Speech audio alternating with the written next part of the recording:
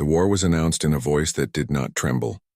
It arrived not as a shout, not as chaos, but as precision, a signal that cut clean through the noise of the universe and slid into every receiver humanity had ever built.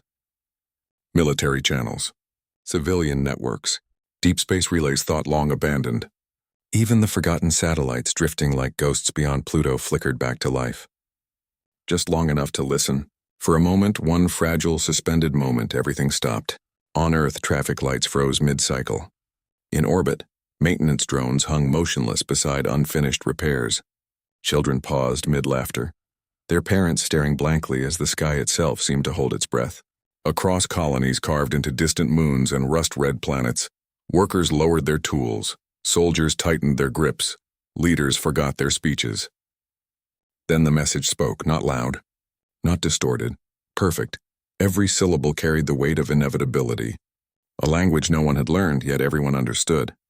It bypassed translation, slipped past logic, and settled directly into the mind like a cold truth that had always been waiting.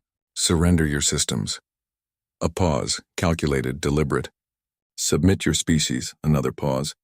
Longer this time, letting the fear take root. Or be erased. No threats of battle. No promises of glory. Just an outcome. Somewhere in the outer colonies, alarms began to scream. Defense grids blinked online for the first time in decades, their systems groaning like ancient giants forced awake. In underground bunkers, generals barked orders they didn't fully believe. On the edge of human space, long-range telescopes struggled to focus as something vast, something impossibly vast, shifted in the darkness between stars. And still the message lingered. It didn't repeat. It didn't need to. Silence followed. Not the peaceful kind, but the suffocating, airless void of realization. Humanity, for all its noise, all its expansion, all its fragile confidence, had just been addressed like an inconvenience. Like something already decided. In a high orbit above Earth, inside a fortress that hadn't been named on any public record, the signal ended as cleanly as it began. Lights dimmed. Systems recalibrated. A faint hum returned, the quiet machinery of a species on the brink. And in that quiet, one figure did not move.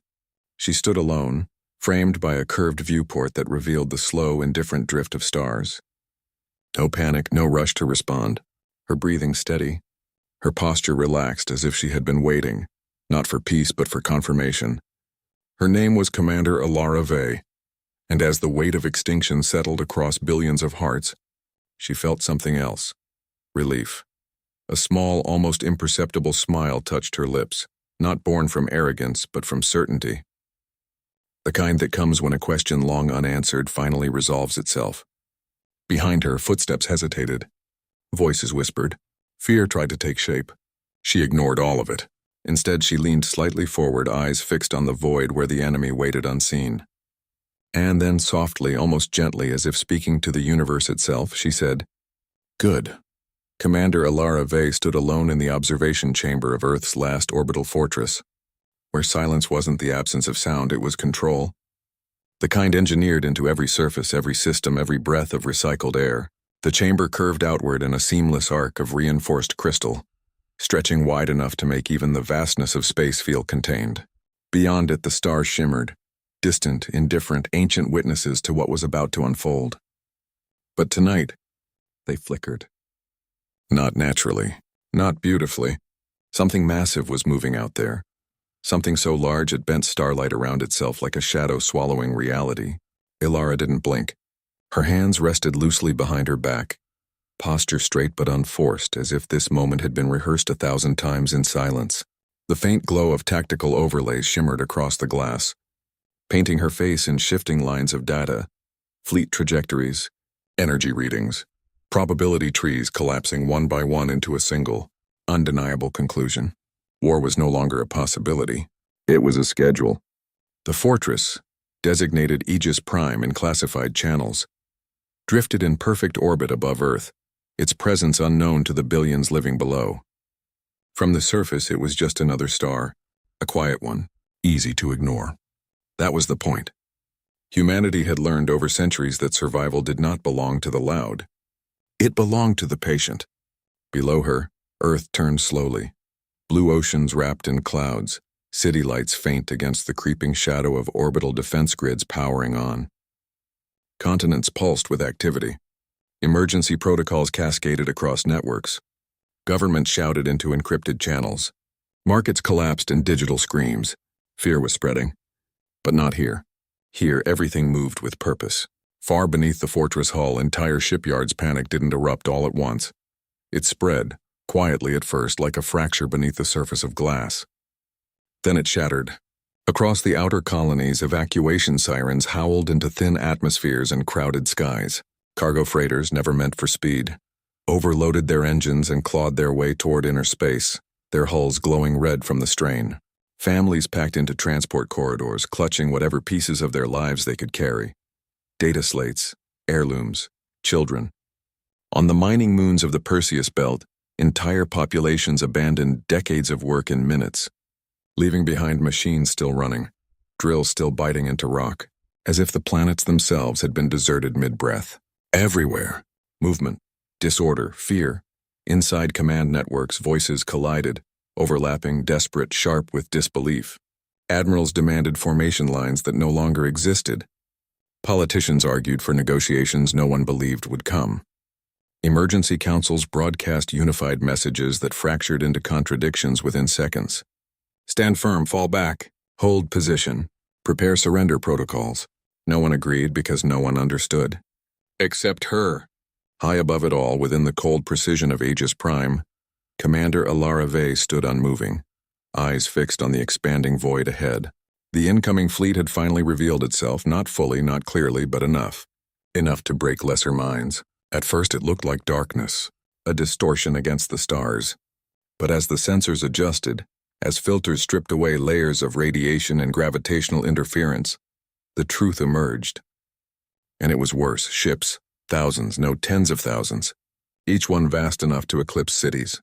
Their surfaces shifted like living metal, breathing in slow, deliberate pulses. Structures unfolded and reformed in patterns that defied symmetry, as if geometry itself had been rewritten to suit them. Some radiated heat signatures hotter than stars. Others absorbed light entirely, leaving only absence where they should have been. This was not a fleet built to fight.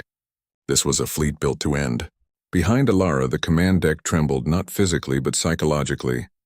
Officers stared at the projections, their faces pale under the glow of cascading data.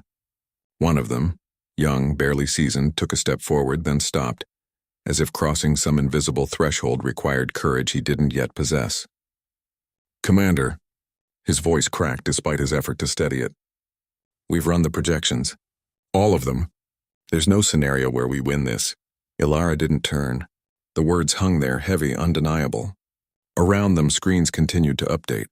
Probability lines collapsing into red.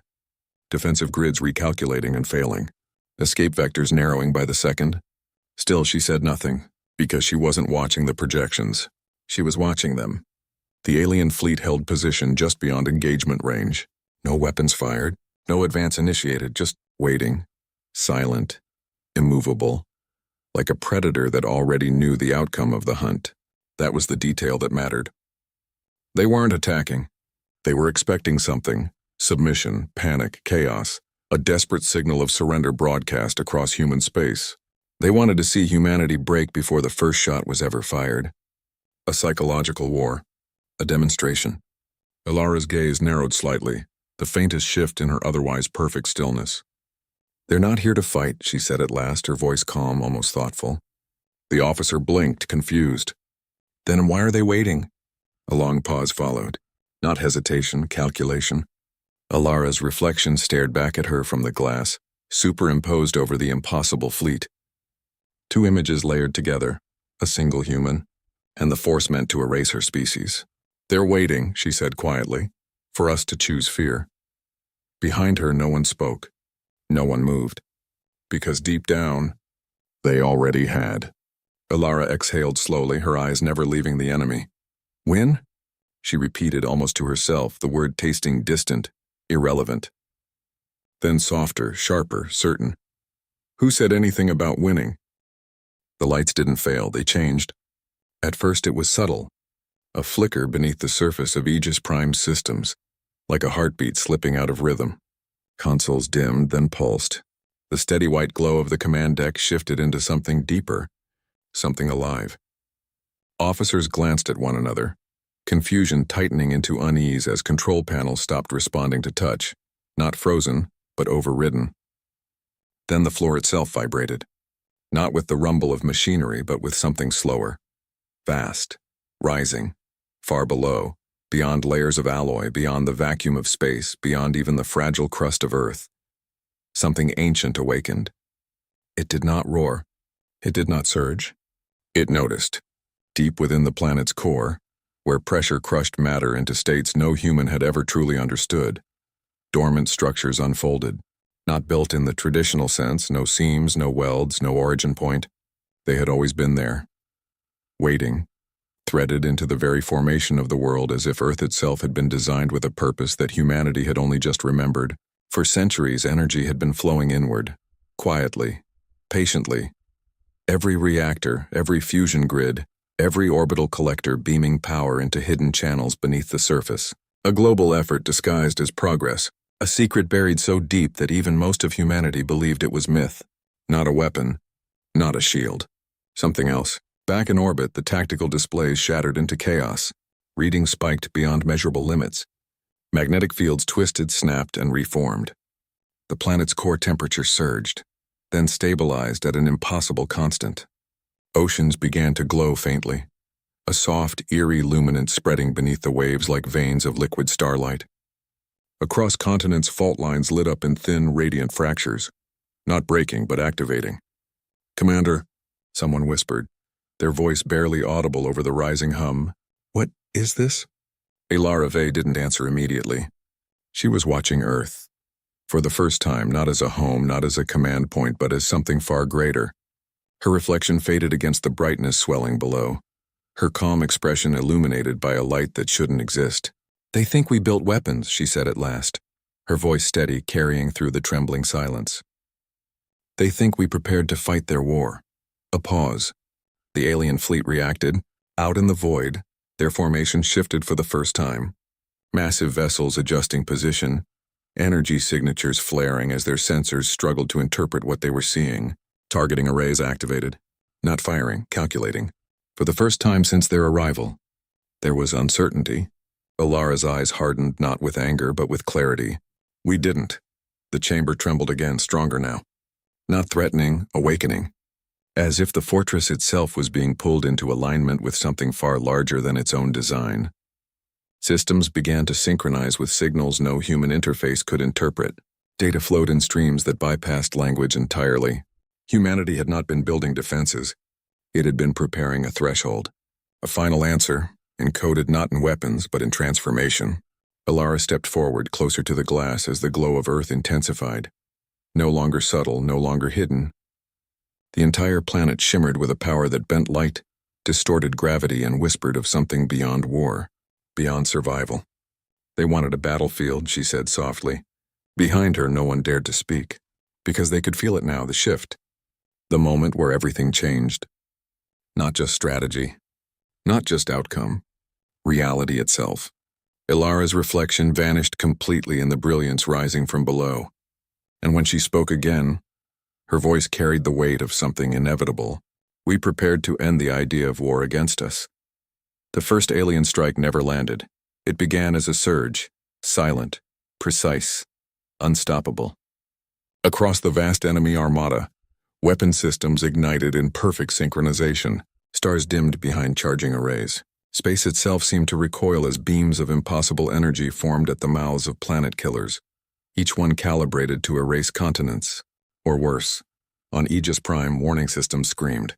Red flooded every display. Target locks multiplied across Earth like a storm of death descending all at once, and then nothing. Not an explosion. Not an interception. A pause. Every weapon, every beam, every missile, every wave of annihilation stopped. Suspended in the void as if time itself had forgotten how to move forward. Light hung frozen, stretched across space like threads caught mid-weave. Energy signatures flatlined, not dissipating, not failing, just held. The universe had hesitated, and in that impossible stillness, something answered. Space didn't tear. It didn't shatter. It bent. A slow, deliberate curvature rippled outward from Earth like the surface of reality itself had become fluid. Gravity twisted into visible arcs, luminous and vast, spiraling outward in patterns too precise to be natural. The darkness between stars deepened, then unfolded, revealing shapes that hadn't been there a moment before. Human vessels, but not vessels as they had ever been known. They didn't launch. There were no engines, no thrust, no movement in the traditional sense. One moment, space was empty. The next, they existed, formed from light and mass and something far less understood, as if they had been written directly into existence by a force that no longer obeyed physical law. They were immense, larger than cities, shifting between solid and radiant, their surfaces flowing like liquid geometry, structures unfolded and refolded in response to thought, not command. They did not carry weapons, they were weapons. On the command deck, no one spoke. No one breathed. Every human present felt it at the same time. A pressure behind the eyes, a presence just beyond comprehension. Connection. It surged through them without warning, without permission. Not invasive, not violent, just absolute. Minds linked together in a network too vast to measure, too seamless to resist. Fear dissolved first, burned away like fog under rising light. Doubt followed. Then hesitation. What remained was clarity, purpose. Commander Alara Vey stood at the center of it, not as a leader, but as a focal point. Her consciousness expanded, stretched across the network, touching billions of minds at once. She felt them, their memories, their pain, their resilience. Humanity not as scattered individuals, but as one. For the first time in history, there was no division, only will. The alien fleet reacted instantly. Their suspended weapons reactivated, systems forcing motion back into existence. Beams surged forward, tearing through the stillness, aimed with perfect precision. But the moment they moved, they stopped again. Not frozen this time. Denied. Every strike collapsed before impact, unraveling into nothingness as if reality itself rejected the attempt. The human constructs responded not with aggression but with correction. Fields expanded outward, vast and silent, enveloping the enemy ships in layers of controlled distortion. Weapons powered down, forced into silence, engines failed, momentum erased, entire fleets drifted. Helpless systems stripped of function not through destruction, but through understanding humanity wasn't overpowering them. It was rewriting the rules they depended on. Inside the network, Alara felt the weight of it all, the fragile line between defense and annihilation. With a thought, she could end them. Every ship, every trace. Reduce an empire to memory in less than a heartbeat. The power was there, absolute, but humanity had not endured centuries of silence, only to become the thing it feared. So instead, she chose restraint. The fields tightened, controlled, precise. Each alien vessel isolated, disarmed, rendered incapable of harm. No explosions, no screams. Just the quiet dismantling of an invasion that had never truly begun. Across the stars, the message was unmistakable. This was not a victory, this was a demonstration. Humanity had not just survived the attack, humanity had transcended it. Hours later, the galaxy did something it had never done before. It went quiet. Not the ordinary silence between transmissions, not the drifting calm of empty space. This was different, heavier, intentional, as if every civilization, every sensor array, every listening post across known systems had collectively chosen to hold its breath. The alien armada was still there, but it was no longer a threat, where once tens of thousands of warships had loomed like a gathering storm. Now they drifted, dark, inert, stripped of purpose. Their living metal surfaces no longer shifted with predatory rhythm. Their weapons, once charged with extinction, hung dormant like forgotten relics. Even their signals had changed, no longer sharp, invasive declarations of dominance, but fragmented pulses, confused, searching, contained, not destroyed. That detail mattered. Above Earth, Aegis Prime hovered in perfect stillness, its systems now aligned with something far greater than human engineering. The glow from the planet below had softened, but it had not vanished. It lingered, subtle, constant, like the echo of a transformation that could not be undone. Inside the observation chamber, Commander Alara Vey stood where she always had, her silhouette framed against the quiet aftermath. The connection, the vast, overwhelming unity that had surged through humanity, had receded. Minds had separated once more, returning to individual thought, individual fear, individual understanding. But something had changed. They had felt it. Every human alive had touched that moment, had seen what they could become when they stopped thinking as many, and started acting as one, and they would never forget it. Behind Alara, the command deck was no longer frozen in fear. Officers moved again, slower now, more deliberate. Not panicked, focused. They spoke in low voices, verifying data, confirming what their eyes already told them. Casualties, none. Structural damage, negligible. Enemy capability, neutralized, impossible results, and yet, undeniable. "Commander," a voice said carefully, as if even speaking too loudly might disturb the fragile balance that now existed. "We're receiving signals," from beyond the perimeter. Ilara didn't turn. "Not weapons," the officer added quickly. "They're requests. Multiple species. Coalition channels. Even systems that went dark centuries ago. They're all broadcasting the same thing." A pause. Silence, he finished quietly. "They're asking what happens next." Ilara closed her eyes for a moment, not in exhaustion, but in reflection. The weight of the decision settled in, not heavy but absolute. Humanity stood at a threshold it had never intended to reach so soon.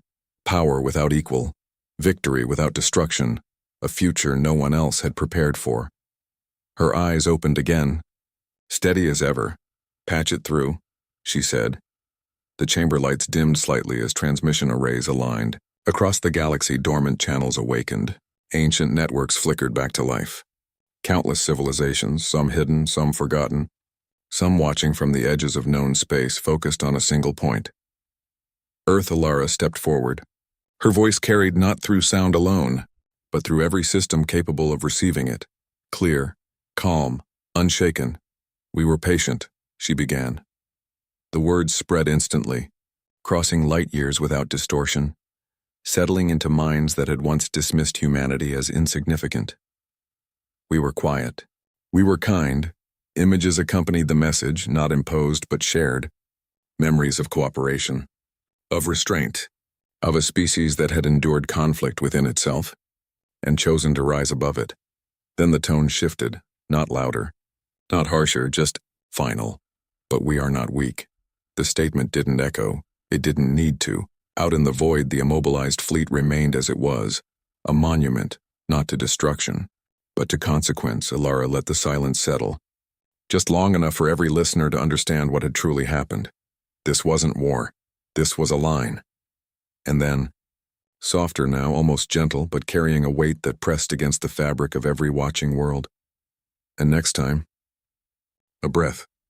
We won't say good." The transmission ended. No flourish. No threat repeated, just silence returning once more, but this time, it wasn't empty, it was understood.